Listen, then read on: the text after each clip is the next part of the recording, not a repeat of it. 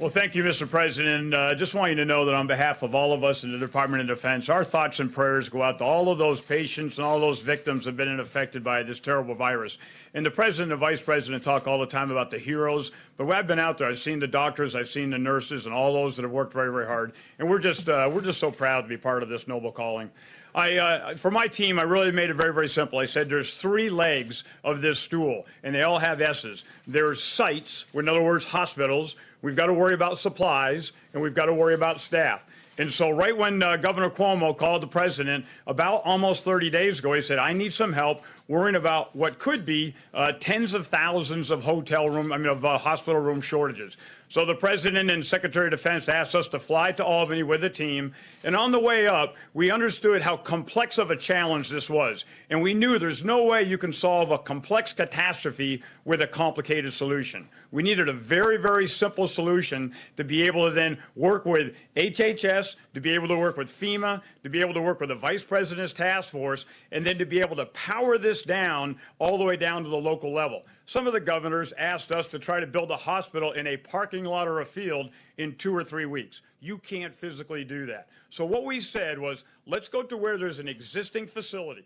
And I'm going to kind of make this in two big pots. Those that are either hotel rooms or college dormitories, smaller rooms, or those that are in real large areas like field houses or convention centers. And we designed those standard facilities that could be either non-COVID or COVID, and then we got that approved here at the federal government to be able to then power that back down. So we went to Governor Cuomo, and he said right up front, I love the concept, need you in the Javits Center, I'm ready to start having you work tomorrow afternoon. So when we flew back that afternoon, the next day, we basically built this standard design and then continued to be able to power it down all the way down through the rest of the team. So I just want to show you a couple slides here, and we'll kind of let you know where we're at right now, Mr. President.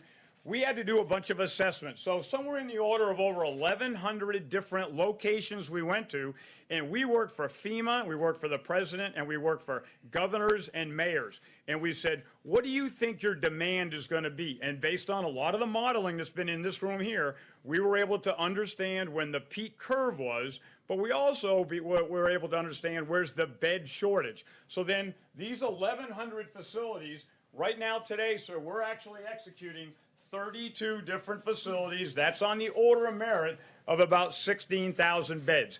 8 of those are all done. We've still got a lot more to complete. And in the next week and a half, we're going to complete about 15 more facilities.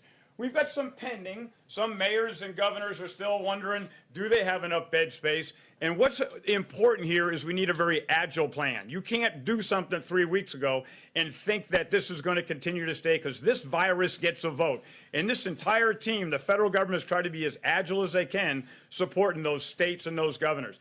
The beauty of the plan, though, is it doesn't have to be built by the United States Army Corps of Engineers.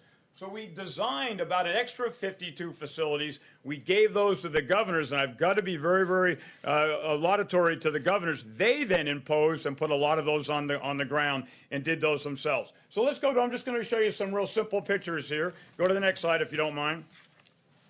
So this is an example of the Javits Center, and you've heard the president talk about it quite a few times. This one, about 2,100 bed spaces. What you get is about a 11 or 12-foot square cubicle. There is lights in there. There's a nurse call, so if you need to be able to call the nurse station. There are nurse stations throughout. There's pharmacies throughout. This one started as non-COVID, but then we came back in and put in central oxygen. So everybody has oxygen right behind their bed to be able to take care of those patients. And again, built this one, about 1,000 patients treated. Let's go to the next one. I was up in Detroit with Governor Whitmer, and she walked us through and told us her intent. Here's where she needed to do this in the TCF Center. You'll see all the cubicles that are laid out. This is right in the middle of a convention floor where there might be like a boat show or a car show, and then went in and built 970 different capabilities there. And again, a lot of great work by my guys in the Corps of Engineers and the rest of the mayors and the city's team all pulling together. Let's go to the next one. This is called the McCormick Place. Governor Pritzker sat us down. He said, here's kind of our intent of what you want to do. Mayor Lightfoot walked us through, and we went into another large convention center. This is actually 3,000 bed spaces, a very, very large build, and got this one done in a relatively short time. And then here's another one that kind of helps you understand the dynamic here. Go to the next one, please. This is in Miami Beach, and I flew in to see Governor DeSantis. And my guys had kind of scoped out about 450 beds, and he said, Todd, how long is it going to take to build this? And we kind of said probably till the 27th of April. And he went to his health people and he said, how long do you need? And they said, the day we need this is the 21st of April. And I told my guys, you don't have till the 27th. Figure out how to get it done by the 20th. This is where you don't get to build to be able to have the perfect solution. You got to be able to get the mission essential done. Lives are on the line here, and we've got to be able to get everything done to be able to save those lives. And let's go to the last one here. This is one we're doing right now, Colorado. This is in Denver, another gigantic convention center. You'll see all the different cubicles here to be able to just bring in that oxygen, 6-inch copper pipe that comes in, and it's all piped throughout the entire convention center, 6 miles of pipe that's able to go in to be able to make that happen. And in closing, I just want to be able to say that we are very, very focused in the Corps of Engineers getting this done. But this is all about the team, the federal team, the state team, the local team, the vice president's task force, and a lot of the people sitting here have informed us of how fast we need to go. And it goes back to, again, all the governors and the mayors that make this happen. But I want to reiterate, President Trump has called me 3 times, and Secretary Esper has been on the phone at least one of those times and said, what else do we need to do to set you up for success? Is there any other knobs we can turn to be able to help you go? And you think about that equation of those 3 S's, I think that with the federal government and the mayors and the cities here, we've effectively taken that first S out of the equation. And so I can't tell you, of all the things I've done in my career, this is a noble calling to be able to step up and save American lives. So with that, sir, I thank you very much. Are there more projects, sir, beyond the ones that you've just identified that you'll be working on? So about a week ago, we thought we were about capped at 26. What we're seeing is, and I said the virus gets a vote, we're seeing some of these curves are stretching out where we might have thought we only had 5 or 6 days. We actually have a couple weeks now. Other ones we're seeing exactly the opposite. So where we didn't think there was some, and I'm not going to go into locations here, but we are definitely get requests in. We've got 6 more requests in just in the last 4 or 5 days. They're a little bit smaller facilities in more remote areas, but our job, we still, if we have enough time to go build, we want to get in there, do the assessment. We work for the mayor and the city and the governor here, and we can still get them done if the mayors and those elected officials make a fast enough decision. Okay. Yeah, please. May I ask what you're doing regarding the availability of, at the recreation sites that the Army Corps of Engineers operates, how the access is going there and whether or not there are restrictions? So I'm an engineer. I take my guidance from some of these experts sitting on the bench over here. And when the president says, turn on America, what we initially did, like many, many other governors, they, shut down beaches, shut down cities. I had a meeting with my commanders this morning, and as soon as we think it's safe, turn them back on. I mean, parking out there at a rec area where you're 500 feet away from everybody in a camper is probably low threat. I will continue to take guidance from the administration, but where we get green lights to continue to put our rec areas full up and let everybody go back out there and do things the safe way. I mean, we work for the administration, so I want to do it safe, but I don't want to be the last guy that turns things on. Not at all. Yes, ma'am. Hi, thanks for walking through some of the efforts. Do you have any, can you say anything about whether or not there are any specific efforts in communities that are hardest hit, like Black communities or Latino communities, communities of color? Are the Army Corps of Engineers doing anything that would be building any sort of temporary facilities for those communities? So we basically key off what the city asked for, the city and the governor. There are a couple specific areas that certain city mayors have asked us for. Again, I'm not going to go into details, but we basically, if they go in and say, I'm very worried about a hot spot on this side of town or a specific community here, we will do, and that's what the administration's charged us to do, is whatever we can do to be most responsive. We just don't want ever to have an ambulance pull up to the back of a hospital and somebody says, we're out of room, go to the next hospital down. So that's where we're trying to make sure that that bed space is available. And so far, everything we've built has been ahead of need. In other words, we're able to finish the building 2 or 3 days before it's needed. Thank you, ma'am.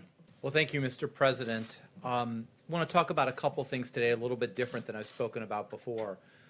Since early March, we've really been focusing on 2 key concepts for testing. Number 1, to assure and expand supplies in the U.S. market. This is really critical because we were talking about really a cottage industry with very minimal suppliers that we were asking to supply over a 2-week period of time the normal production that would be for at least a year. And as simple as a swab is not a swab is not a swab. And we need to be very careful that when we put something in a person and tell them a test result, that it's really correct.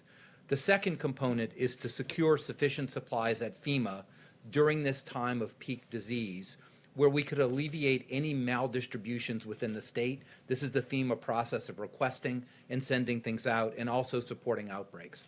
So starting many weeks ago, starting in my office many weeks ago, we assembled a multidisciplinary team of really incredible people. The medical side of the equation, which I represent, the laboratory side of the equation, high-tech side of the equation, logistics and operation. And Brad Smith is his day job as director of the Center for Medicare and Medicaid Services, an incredibly important component of our country's CMS system, building the future healthcare system, but has done a really incredible job operationally and logistically in bringing everyone together.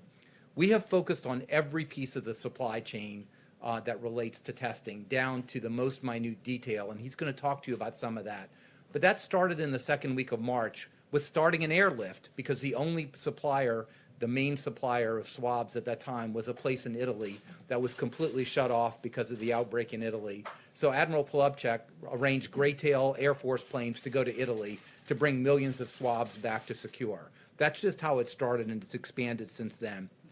The second part is we've been really marrying, and this has been the beauty, the logistics and supplies to the overall strategy. Two pieces of strategy. Number one, what is the overall testing strategy? And Dr. Birx has had just an elegant strategy in the past, but even more important in the future, when we make sure we take care of indigent populations and those most vulnerable. So the clinical, the contact tracing, and the monitoring of those who are at most risk. We've also married it to the strategy, and you've heard more than you wanted to know about it, that a small machine that's point of care is good for certain things, but it's not going to test 5,000 people over a short period of time. So the small machines, the medium machines, and the large machines, and how to contextualize them. And the third thing, before I give it to Brad, which is very important, and it's really critical, is coordinating the research, the epidemiology, and the FDA regulatory process. And why is that so important? When we started 5 weeks ago, if we wanted to test this many people with the technology we had, we would have used about 80% of the strategic national stockpile in PPE just to do testing. We needed an innovation. That innovation was to be able to test out of the anterior nose with a completely different kind of swab. It sounds very mundane, but if you don't do that, you can't get the testing to scale. That allowed us to really go to widespread testing. Last week, moving to polyester swabs, which is going to open up millions of new swabs onto the market. But that's a regulatory science and innovation step that had to co-occur with this. And with that, I'm going to let Brad talk about some of the details that he has really shepherded over the past weeks in ways that have truly been amazing and incredibly impressive to me. Well, thank you, Mr. President. It's an honor of a lifetime to be here and serving in this way.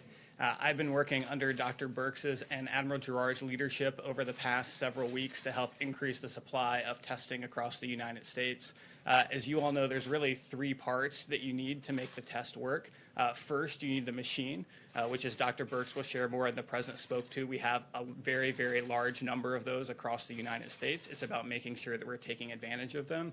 The second part of the testing is making sure that we have the collection supplies to actually be able to collect the specimen, and I'll talk a little bit more about that. And then the third part is making sure that you have the materials you need to support the machine to ensure that you can actually process the test once it gets to the lab.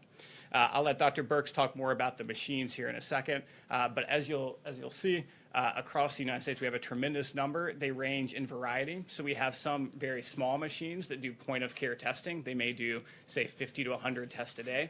We also have other very large machines that can do several thousand, process several thousand tests a day. On the collection supply piece, I'll talk through a couple different kinds of collection that can be done. So for the nucleic acid test, which are the tests that are currently being done today, you generally need a swab of the nose. To do that, you need the swab, you need the collection tube, and you also need the transport media that it can be transported in. We have a very large number of swabs already in the country, but we have secured an additional 30 million in production that will be ramping up over the next several weeks.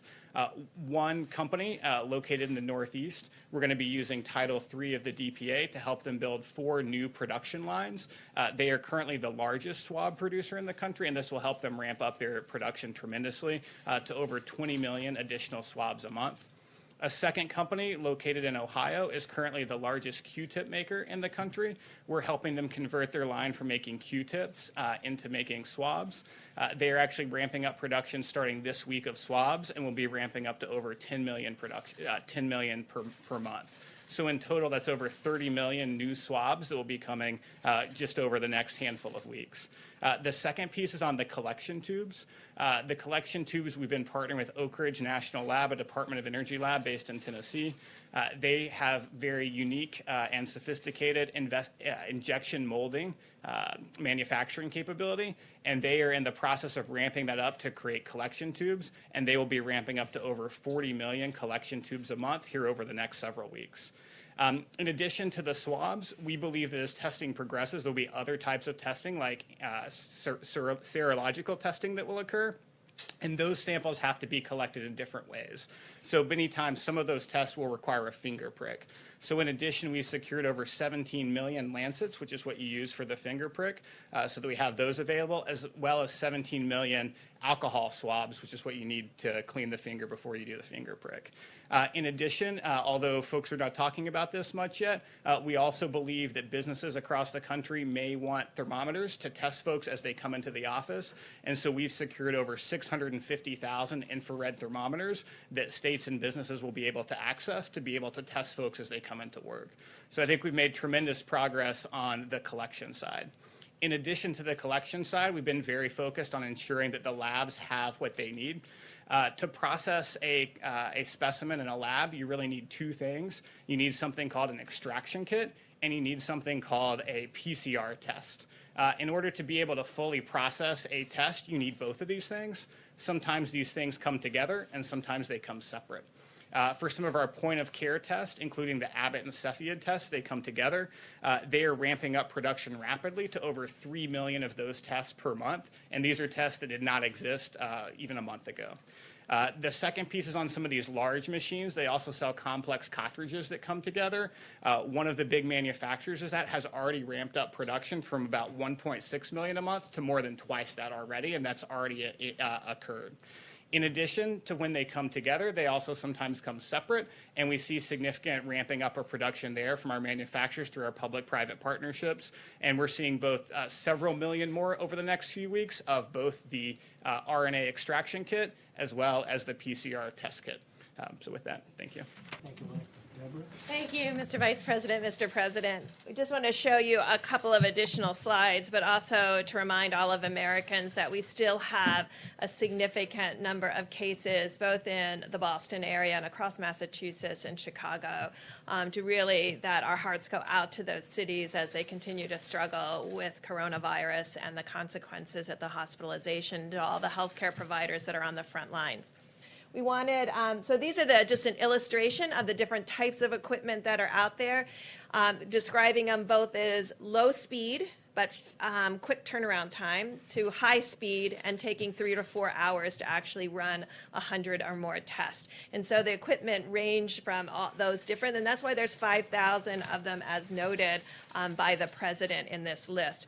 We wanted every governor and every state and health laboratory director to have a clear understanding of the full capacity within the state, both for the capacity, but also where technical assistance and additional supplies may be available.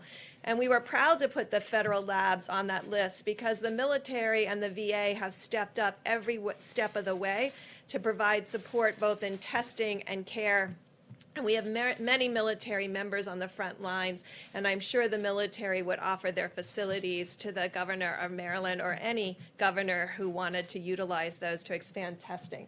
So the next slide, I'm just going to run through them very quickly. So every governor not only received the Excel spreadsheet with the complete list of the equipment and the zip code of the location and the laboratory to really be able to create a mosaic of laboratories of the high speed and low speed equipment together to meet the needs of their clients, depending if they're drive-through or hospital needs. So this is what Florida looks like. Next slide. This is what Louisiana looks like. Next slide. Maryland with significant capacity. Next slide. Virginia with significant capacity throughout the state. Next slide. New York, obviously a lot of capacity in New York City with overlapping capacity. It's important to know where this is because then hospitals and labs can support each other when they need surge capacity. Next slide.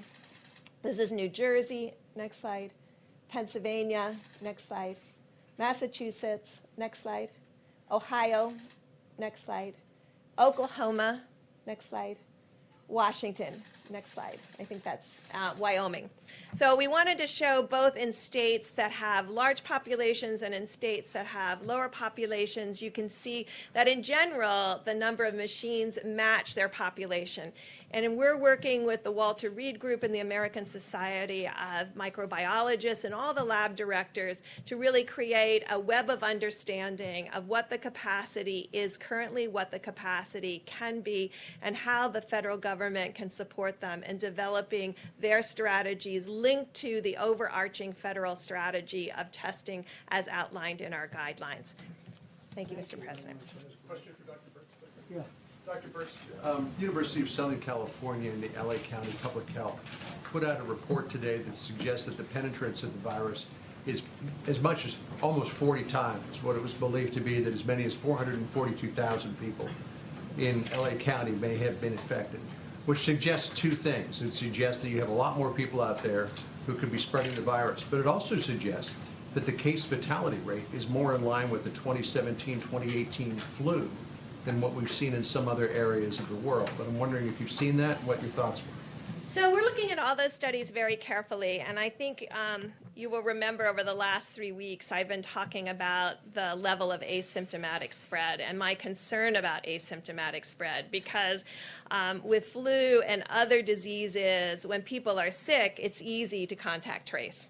When people are not sick and shedding virus, you have to have a very different approach, a very different sentinel surveillance approach, a sentinel monitoring approach, which we outlined in the guidelines. And it's why the guidelines took that very seriously. We knew that was unique for respiratory diseases, but it was because we were very concerned about the level of asymptomatic. And if you remember, we talked about younger age groups may have more asymptomatic disease, and your asymptomatic disease may decrease with your older age groups, and that your symptomatic disease might increase with age groups. This is still our working hypothesis. We have no data right now still to support that, but it's these kinds of studies that help that. We know that New York and Detroit and other cities are very interested, which we want to also support them in testing for frontline responders, first responders, and healthcare workers because we think their exposure may have been the greatest. What we don't want to do, and I'm just going to do another 30 seconds on testing. These tests are not 100% sensitive or specific. And I'm going to go over this over and over again. So if you have 1% of your population infected, and you have a test that's only 99% specific, that means that when you find a positive, 50% of the time it will be a real positive, and 50% of the time it won't be. And that's why we're really asking people to start testing in among the first responders and the healthcare workers that may have had the greatest exposure, because that's where the test will be most reliable. And then when we have the luxury, we can go out to broader and broader communities. But this has been the fundamental question to begin with and has been persistent. And we will emphasize to the American people again, this is a highly contagious virus. And we don't know by looking at someone whether they have pre-existing conditions or not. And so all of us, as far as protecting others, must continue to do all of the recommendations to ensure that when we are in an asymptomatic state, we're not passing the virus to others. For you as well. The governor of South Carolina announced today they're going to open some stores with restrictions, but they just told my colleague Natasha Chen that they have not achieved that criteria in the White House guidelines about the downward trajectory for 14 days. So shouldn't they not be reopening stores today? We have asked every governor to follow the guidelines, just as we've asked every American to follow the guidelines put out by the president. But each of the governors can decide for themselves whether they've reached specific guidelines in specific areas. I had a question, I think, on Saturday about Jacksonville and their beaches. So I did spend about 5 hours going to every state website, and I will tell you that the Florida Department of Health website is extraordinary. And this is what every Department of Health should have. Because when you go to that website, you can see that most of the cases are in southern Florida, in the Miami, Fort Lauderdale, Broward County area. And if you look in Jacksonville, they had less than 20 cases per day and less than 800 in 4 weeks. And so these are the kinds, when you inform the public and give them the information that they need, then they can make decisions along with the local government and governors. So I'm not going to say specifically with South Carolina because I don't know their specific website right now, and I don't talk about data unless I've seen it myself. But I know from Jacksonville that they had less than 20 cases a day. And so this is how we need to start informing the community. These websites are critical. It's by zip code and it's by county. They can see cases, they can see cumulative cases, they can see new cases, they can see hospitalizations, they can see mortality, they can see age groups of mortality, and they can see where every testing piece is. This is how we have to inform the American public, and this is where the American public will develop confidence in each of their counties and local governments. I was hoping you could comment. The Vice President mentioned that there's enough testing capacity right now to proceed to phase 1. But what about phase 2 or phase 3? Are there enough machines, or enough cartridges, are there enough reagents right now for the sort of reopening that the administration is envisioning taking place over the next month or two? So you can see the current machine outline, and you can see that both of these gentlemen have prepared to have everything ready for phase 2 and preparing it now for what we will need in the future. And I think that's what you saw with the ventilators. That's what you're seeing with PPE. It's not just for today, it's for tomorrow. And it's our federal planning is not just for this instant. It's making sure that we meet the needs of this instance, but we're planning for 30 and 60 and 90 days ahead. I would just agree with Dr. Birx completely. We are ready right now to enter phase 1, and we are ramping up all our capabilities across the board, not just to achieve what's necessary for phase 2, but 2x, 3x, 4x, so that we will be absolutely over-prepared when the nation is ready to go into those phases. When will you, or will you in fact, invoke the DPA to force that company you mentioned to ramp up production? I think this is, I don't think any of us knew very much about the DPA. But there's sort of a force side of the DPA where you force a company to do something. But there's a second side of it, which is really a hand up. The company we're talking about has done everything to support this effort and have ramped up production. I'm on the phone with them multiple times a day. This is the hand up. This is the government coming in and saying, how can we help you expand your lines? There's no asynchrony here at all. So this is the hand up side of the DPA, which is exactly what these small American heroic companies need. They don't need to be forced. They're all in. Their employees are all in. So today, we were on site, or there were folks on site with that company, finishing out what their capital projections will be in order to be able to ramp up these additional 4 lines that I spoke about. The company will then turn in a white paper to the DoD that will then help move the process forward, but it's actively in process. And I fully understand that the need is enormous, but on March 21st, the administration promised 27 million tests by the end of March. So far, roughly 4 million people have been tested. So where are the other 23 million or so tests? Did they not materialize? Are they in the pipeline? Help us understand that discrepancy. So since I was the one who said that, let me explain where we were. So I was getting my information, it was correct information about the actual tests that are in the marketplace. So if you want to use those metrics, there's been over 40 million, quote, in the marketplace. But we have an end-to-end issue that we needed to deal with, and that's what we've been dealing with. The swabs, the transport media. If we don't have people utilizing the machines the way Dr. Birx is talking about, we have some of our main platforms that are only 10% being utilized. You could have a lot of tests in the market, and those are correct numbers. But if the machines aren't utilizing them and they're not organized at that level, then they're not being utilized. You would have a lot of those millions of tests already being done. I think Ambassador Birx has estimated that we have another 1 million tests a week just on one platform that could be done if the machines were utilized more. You say that there, and the Vice President has said this, Mr. Smith said it, that there will be enough tests in place for phase 1. There are. The question is, what's the standard of testing that you now have the capability for? Is it test people who are only very ill? Is it test people who have the sniffles? Is it test people who come in just because they want to get a test? I mean, what is the standard here for the It is the testing? guidelines, but I tried to be a little specific about this on Friday, and we all tried to. Number one is you need to test everyone who's symptomatic, right? And you need to over-test them because How symptomatic? we're talking any symptoms that would be consistent with COVID, right? So, and there's a wide range of symptoms. You want to test them and you want to over-test. And we talked about the approximate metric with Ambassador Birx fully supports, because this is a good metric that you want to get about 1 positive for every 10 tests. Then you know you oversample. Second, and this is a really important part of the strategy, is because so many people are asymptomatic, there's no way that you can test enough people to pull one asymptomatic out of 300 people in the population. So the strategy with Ambassador Birx offered, and I talked to epidemiologists around the country, and they go, wow, I wish I would have thought of that, is to really focus on the vulnerable population where we know that the asymptomatic rate could be much higher than the rest of the population.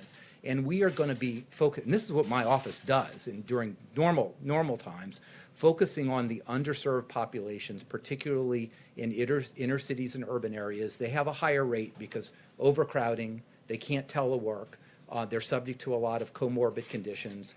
Nursing homes, we all know about nursing homes, and there's both symptomatic and asymptomatic spread. And finally, some of our indigenous populations in the Indian Health Service. So this is a very, very important layer that most of the models and people don't talk about, because that's where we're going to pick up the asymptomatic carriage, and when you do that, that's when you focus on track and trace. So just a quick follow-up on that. If we have enough tests right now for everyone to go into phase 1, why is the governor of Maryland having to get 500,000 tests from South Korea? I don't know what the governor of Maryland is doing in South Korea, but there is excess capacity every day. If he wanted to send 30 or 40,000 tests to LabCorp and Quest, that could be done. That could be done tomorrow. Enough that they needed to start to up their testing capacity and make it adequate. So I they think had to I have think these we're seeing late-night all meetings across the country with South Korea. that in the states that have been hardest hit, their capacity, not only their capacity, their testing far exceeds South Korea. And they've been able to do that on a relatively straightforward basis. I don't know what the governor of Maryland, we talked to him today, he didn't bring that up today. We were on the governor's call today. There's a question on the virus itself. As it passes from patient to patient and mutates, over time, have you picked up any indication that it has become less virulent? Have you picked up any indication it has become more virulent? That is an excellent question, because we watch that all the time, particularly with RNA viruses, to really track its adaptation to humans. I mean, you're really asking, has this virus become more adapted to humans and more able to spread, or is it becoming less adapted to humans and less able to spread?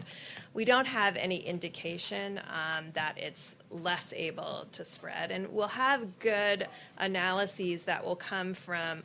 Obviously, the Roosevelt had its incident with a virus outside of the United States, and we'll be able to look at those parameters. And the DoD and the military has done a great job in really ensuring the health of the sailors, but also ensuring that these questions can really be asked and answered. We have extraordinary evolutionary molecular biologists in this country, all around the United States, and they're looking at this very question. And a lot of the work that we've been doing, and you'll see a lot of work happening with testing in New Mexico and testing in other states. They have extraordinary molecular biologists that are evolutionary biologists, and they'll be able to look at that both in New Mexico, that may have lower transmission rates, and compare that to New York, that has maybe 10x the transmission. But it's an excellent question, and it's something that will be able to be answered by what we see in the United States.